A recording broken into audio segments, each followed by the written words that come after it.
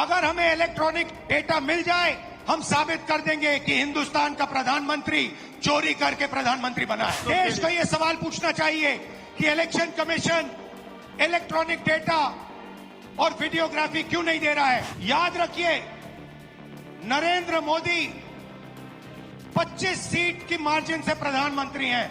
Time लगेगा, मगर हम आपको पकड़ेंगे, एक एक करके पकड़ेंगे। मेरी बात याद रखना, मुझसे इलेक्शन कमीशन एफिडेविट मांगता है। मैंने पार्लियामेंट के सामने, पार्लियामेंट के अंदर वोट लिया है, इस संविधान के सामने वोट लिया है, इस पर हाथ डाल के वोट लिया है। अगर हिंदुस्तान की जनता ने इसी डेटा को लेकर सवाल पूछना शुरू कर दिया तो उनका पूरा ढांचा कोलैप्स कर जाएगा। जब हिंदुस्तान की जनता हमारे डेटा को लेकर इलेक्शन कमीशन के वेबसाइट पर सवाल पूछ रही है तो इलेक्शन कमीशन ने अपना वेबसाइट बंद कर दिया। प्रदेश, राजस्थान, बिहार के वेबसाइट बंद कर दिए हैं। आपने मेरा कल प्रेस कॉन्फ्रेंस देखा होगा, उसमें हमने 100% साबित कर दिया है कि इलेक्शन कमीशन और बीजेपी ने मिलकर आपसे लोकसभा चुराई है। ये जो किताब है, इसमें भारत की हजारों साल की विचारधारा है। इसमें महात्मा गांधी, अंबेडकर जी, जवाहरलाल नेहरू, सरदार पटेल की आवाज गूंजती है, मगर इस किताब में बसवना जी, नारायण गुरु, फूले जी, इनकी भी आवाज गूंजती है। और इसकी नींव, इसका foundation one man one vote. हर हिंदुस्तानी नागरिक को यह संविधान एक वोट का अधिकार देता है। पिछले चुनाव में बीजेपी ने कहा, मोदी जी ने, इनके नेताओं ने इस पर आक्रमण किया, हिंदुस्तान की संस्थाओं को खत्म करके इस पर आक्रमण किया। पिछले चुनाव में हमारे सामने एक सवाल उठा, लोकसभा का चुनाव हुआ, उसके बाद महाराष्ट्र का चुनाव होता है। लोकसभा में हमारा गठबंधन महाराष्ट्र के चुनाव को जीतता है और फिर 4 महीने बाद बीजेपी महाराष्ट्र में विधानसभा जीतती है। आश्चर्यजनक नतीजा था। हमने पता लगाया तो पता लगा कि 1 करोड़ नए वोटरों ने वोट किया विधानसभा में। 1 करोड़ नए लोग जिन्होंने लोकसभा में अपना वोट नहीं डाला था, जादू से ये विधानसभा में वोट डालने निकल आए। और जहां भी ये नए वोटर आए, वहां पर बीजेपी चुनाव जीती। हमारे गठबंधन के वोट कम नहीं हुए, जितने हमें लोकसभा में मिले उतने ही हमें विधानसभा में मिले। सारे के सारे जो वोटर बढ़ाए गए वो बीजेपी के खाते में गए। उस दिन हमने डिसाइड किया कि कुछ ना कुछ दाल में काला है। कर्नाटक में हमारी जो सर्वेस थी, हमारी जो पोलिंग थी,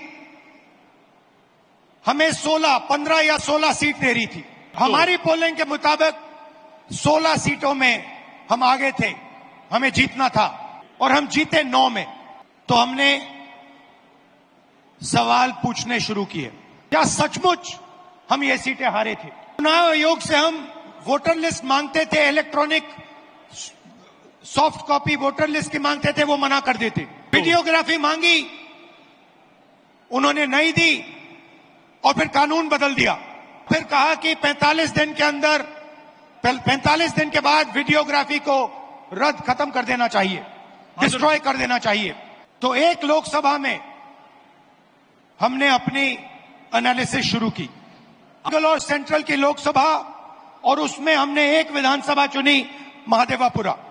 और आपने मेरा कल प्रेस कॉन्फ्रेंस देखा होगा, उसमें हमने 100% साबित कर दिया है कि इलेक्शन कमीशन और बीजेपी ने मिलकर आपसे, कर्नाटका से लोकसभा चुराई है। महादेवापुरा में 6.5 लाख वोट हैं असेंबली में, और उसमें से 1,250,000 वोट चोरी किए गए हैं। मतलब 6 में से 1 वोट इन्होंने चोरी किया है। 5 तरीके से चोरी की गई है। डुप्लीकेट वोटर मतलब एक वोटर अनेक बार वोटिंग कर रहा है, 4 अलग अलग पोलिंग बूथ में वोट डाल रहा है, 5-6 अलग पोलिंग बूथ में वोट डाल रहा है। ऐसे तकरीबन 12,000 वोटर हैं। फेक एंड इनवैलिड एड्रेस मतलब इनका पता नहीं है या फिर 0 नंबर एड्रेस है। 40,000 ऐसे वोट हैं। बल्क वोटर एक एड्रेस में, एक बेडरूम का घर है और उसमें 40-50 लोग रहते हैं, और जब उनको वहां हम ढूंढने जाते हैं वहां पे कोई नहीं है, और घर का मालिक बीजेपी का लीडर। इनवैलिड फोटोज 4,000 वोट जिसमें फोटो है ही नहीं या इतनी छोटी फोटो है कि दिखाई नहीं देती, और 34,000 तकरीबन 34,000 वोट जहां फॉर्म 6 को मिसयूज किया गया है। फॉर्म 6 फर्स्ट टाइम वोटर्स के लिए होती है। 34,000 ऐसे लोग हैं जिनकी आयु किसी की 90 साल, किसी की 80, 81, 82। इस प्रकार से 1 लाख वोट इलेक्शन कमीशन और बीजेपी ने चोरी किया है। डुप्लीकेट वोटर्स में एक व्यक्ति कर्नाटक में वोट देता है, उसके बाद उत्तर प्रदेश में वोट देता है। वोट देने का अधिकार उसको बेंगलोर में है, लखनऊ में है, वाराणसी में है, अलग अलग जगह देश में ये लोग वोट डालने के लिए ऑथराइज हैं। मुझसे इलेक्शन कमीशन एफिडेविट मांगता है, मुझसे कहता है कि मुझे ओथ लेना है। मैंने पार्लियामेंट के सामने, पार्लियामेंट के अंदर ओथ लिया है, इस संविधान के सामने ओथ लिया है, इस पर हाथ डाल के वोट लिया है, इस पे हाथ डालकर ओथ लिया है। और आज जब हिंदुस्तान की जनता हमारे डेटा को लेकर इलेक्शन कमीशन के वेबसाइट पर सवाल पूछ रही है, तो इलेक्शन कमीशन ने अपना वेबसाइट बंद कर दिया। मध्य प्रदेश, राजस्थान, बिहार के वेबसाइट बंद कर दिए हैं, क्योंकि वो जानते हैं कि अगर हिंदुस्तान की जनता ने इसी डेटा को लेकर सवाल पूछना शुरू कर दिया तो उनका पूरा ढांचा कोलैप्स कर जाएगा। मैं यहां इस स्टेट से गारंटी देके कह रहा हूं, हमारी मांग है कि इलेक्शन कमीशन हमें पूरी देश की इलेक्ट्रॉनिक वोटर लिस्ट दे, वीडियोग्राफी के रिकॉर्ड्स दे, और अगर ये हमें देंगे तो हम ये साबित कर लेंगे कि सिर्फ एक सीट नहीं चोरी हुई है, और सिर्फ कर्नाटका में नहीं चोरी हुई है, पूरे हिंदुस्तान में सीटें चोरी हुई हैं। इलेक्शन कमीशन बीजेपी का नहीं है, इलेक्शन कमीशन संविधान के लिए काम करता है। कर्नाटक में सीट चोरी की गई है, 1 लोकसभा को हमने जांच करके निकाला है। मैं कह सकता हूं कि 1 से ज्यादा सीटें यहां चोरी हुई हैं। जो कॉन्स्टिट्यूशन का फाउंडेशनल आइडिया है, 1 मैन 1 वोट, इस पर इलेक्शन कमीशन और उसके सारे के सारे अफसर आक्रमण कर रहे हैं। इसका मतलब वो संविधान पर आक्रमण कर रहे हैं, हिंदुस्तान की गरीब जनता पर आक्रमण कर रहे हैं। और मैं उनसे कहना चाहता हूं, अगर आप सोच रहे हो कि आप इस पर आक्रमण करके बचोगे तो फिर से सोचो। टाइम लगेगा मगर हम आपको पकड़ेंगे, एक एक करके पकड़ेंगे। मेरी बात याद रखना, क्योंकि आप अगर इस पर हमला करोगे तो हम आप पर हमला करेंगे। ये हिंदुस्तान की आवाज है।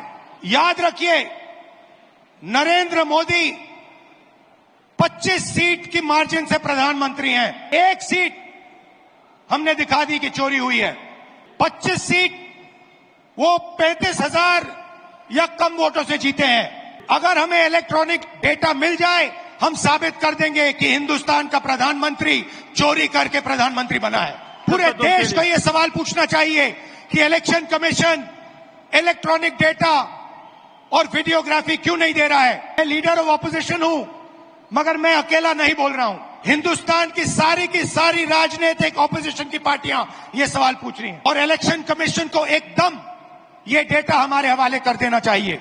कर्नाटक में जो हमने डेटा निकाला है वो एक क्राइम का एविडेंस है। 6 महीने लगे हमें उस डेटा को निकालने के लिए। इतना बड़ा कागजों की फाइल थी। एक फोटो को लाखों फोटो के सामने कंपेयर किया है और हर एक नाम को चेक किया है। और हम मानते हैं कि हिंदुस्तान का पूरा जो डेटा है, इलेक्शन का डेटा है, वो एविडेंस है। उसको किसी ने डिस्ट्रॉय किया तो वो एविडेंस को डिस्ट्रॉय कर रहा है और उस क्राइम को आगे बढ़ा रहा है। इलेक्शन कमीशन के लोगों को एक और बात माननी होगी, समझना होगा।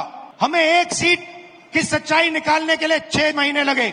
अगर आपने हमें डेटा नहीं दिया तो हम ये काम 1 नहीं 10, 15, 20, 25 सीटें में भी कर सकते हैं। पर कॉपियां हैं हमारे पास, आप छुपा नहीं सकते और आप छुप नहीं सकते।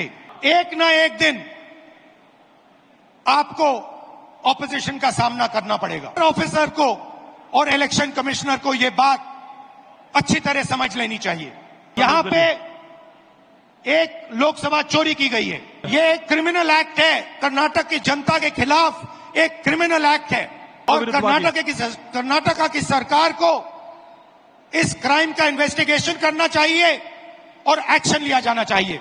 ये जो इलेक्शन कमीशन के ऑफिसर्स हैं जिन्होंने 1000, 10,000, 15,000 लोगों को, फेक लोगों को वोटर लिस्ट में डाला है, इनसे सवाल पूछना चाहिए और महादेवापुरा की सच्चाई निकालनी चाहिए।